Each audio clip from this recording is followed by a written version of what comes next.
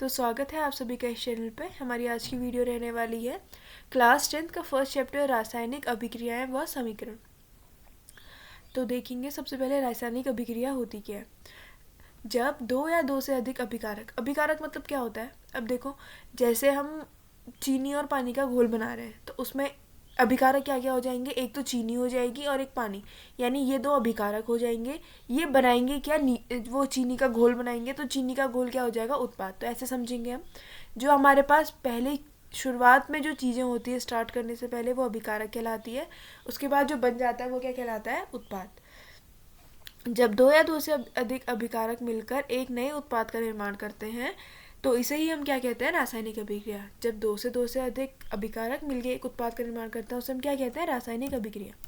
अब है संतुलित रासायनिक अभिक्रिया, जिसमें अभिकारकों व उत्पादों की संख्या बराबर होती है। अब हम देखेंगे जिसमें अभिकारक भी उतने होंगे जितने क्या है उत्पाद हैं, तो ऐसी अभिक्रिया कहलाएगी संतुलित रासायनिक अभिक्रिया।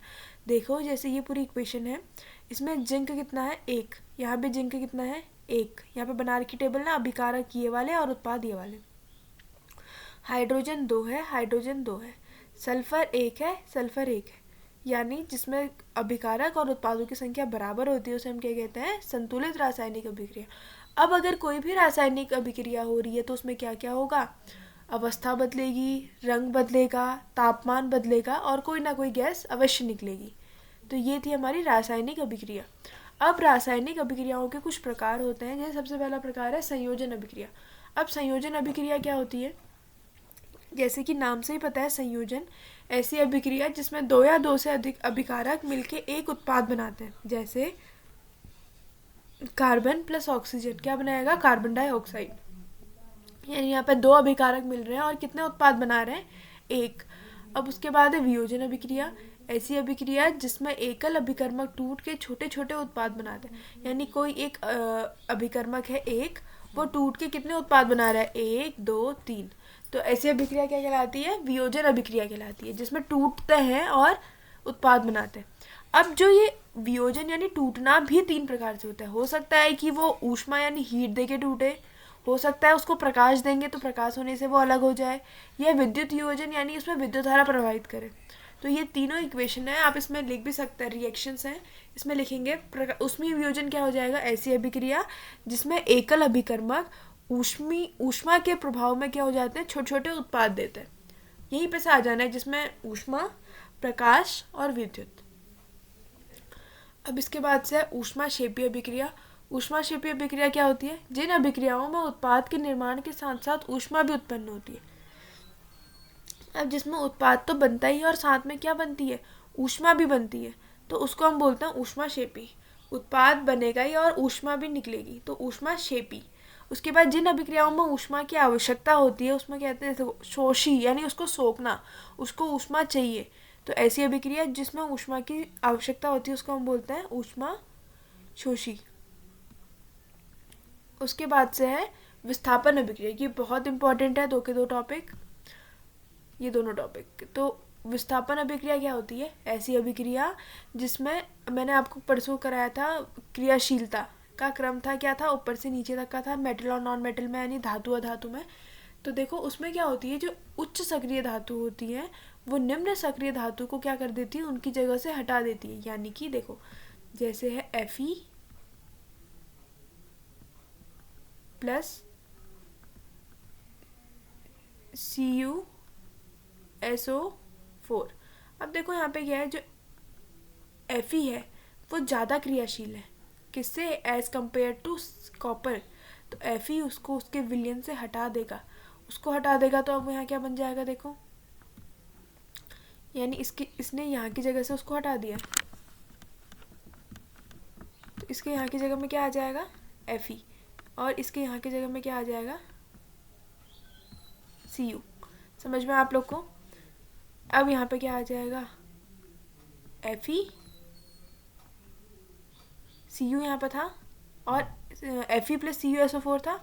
तो अब ये यहाँ पर को हमें ले लेगा Fe, इसने Fe यहाँ आ गया क्योंकि Fe ज़्यादा क्रियाशील है, उसने उसको विलयन से हटा दिया, तो वो क्या हो गया, कॉपर। ये इक्वेशन है। देखो अधिक क्रियाशील धातु कम क्रियाशील धातु को उसके विलयन से अलग कर देता है, इसी को बोलते हैं विस्थापन अभिक्रिया।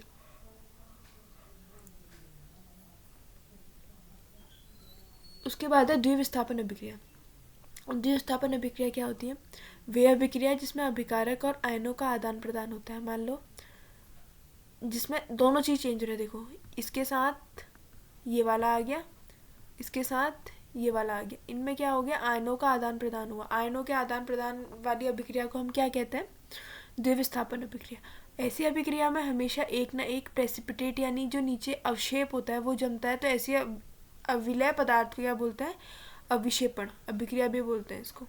दोबारा देखिए, वे अभिक्रिया जिसमें अभिकारकों और आयनों के बीच आदान प्रदान होता है और एक क्या बनता है? अवशेप बनता है, उसको क्या बोलते हैं? द्विविस्थापन अभिक्रिया। और जो ये अविलय होता है यानी जो पाउडर फॉर्म होता है, घुला हुआ नहीं होता है, उसको हम बोलते हैं अवक्षेपण अभिक्रिया और अवशेप। अब ये बहुत इंपॉर्टेंट है, अपचयन और उपचयन क्या होता है? उपचयन मतलब ऑक्सीजन का जुड़ना,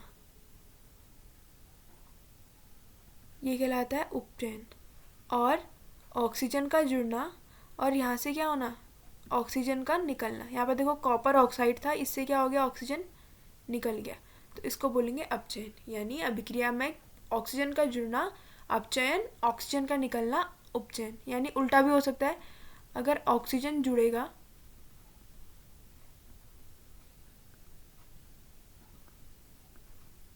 तो हाइड्रोजन निकलेगा और हाइड्रोजन जुड़ेगा तो ऑक्सीजन निकलेगा। समझ में आ रहा है? उसके बाद ऐसी अभिक्रिया जिसमें अपचयन और उपचयन दोनों साथ साथ होते हैं, ऐसी अभिक्रिया कहलाती है रिडॉक्स अभिक्रिया। अब देखो इसी क्रिया में ऑक्सीजन है यहाँ पे, यहाँ से निकल गया, ऑक्सीजन निकलना उपचयन हो गया, यहाँ पे ऑक्सीजन नहीं था और ऑक्सीजन जुड़ गया, ये हो गया अपचयन। तो ऐसी अभिक्रिया जिसमें अपचयन और उपचयन साथ साथ होता है उसको हम बोलते हैं रिडॉक्स अभिक्रिया। अब देखो जिसका अपचयन हो रहा है वो हो जाएगा उपचायक पदार्थ, और जिसका उपचयन हो रहा है वो अपचायक पदार्थ। यानी ये देखिए, मतलब इसमें आप पहले पहचान लेंगे किसका अपचयन और किसका उपचयन हो रहा है। जिसका अपचयन होगा वो हो जाएगा उपचायक पदार्थ और जिसका उपचयन होगा वो हो जाएगा अपचायक पदार्थ। यानी क्या हो जाता है? इसमें अदला बदली हो जाती। क्यों? क्योंकि जैसे ये है, देखो अपचयन, इसमें ऑक्सीजन निकला है, ऑक्सीजन यहाँ कब जुड़ा है? जब इसने ऑक्सीजन छोड़ा है, तो ये ऑक्सीजन छोड़ा है तो ये क्या कहला जाएगा? उपचायक पदार्थ। समझ में आया? तभी वहाँ जुड़ रहा है। अब संक्षारण क्या होती है? जब धातु को हम अम्ल, आर्द्रता इन सब में खुला रख देते हैं तो उसमें वो इन सब के संपर्क में आ जाती है, इसी को हम क्या बोलते हैं? संक्षारण। उसके बाद से वही हो गया लौह यानी Fe, ऑक्सीजन के संपर्क में आने में क्या बना देगा? Fe2O3, इसी को हम बोलते हैं जंग लगना। अगला है विकृत गंधिता। विकृत गंधिता क्या होती है? देखा जाता है प्राय वसा और इन सारी चीज़ों में क्या हो जाता है? ये चीज़ें जब खुले में रह जाती हैं, जैसे हमारा कोई भी कुरकुरा वगैरह अगर वो खुले में रह जाता है तो उसका टेस्ट क्या हो जाता है? बदल जाता है। वो उसकी जो क्या हो जाती है? वो कुछ रबर सा हो जाता है, तो उसके स्वाद और गंध में बदलाव आ जाती है और खाने योग्य नहीं रहते हैं। तो इसी को हम बोलते हैं विकृत गंधिता। यानी प्राय तेल वसायुक्त पदार्थ ऑक्सीजन के संपर्क में आ जाते हैं जिससे उनका जो स्वाद है वो खाने लायक नहीं रहता है।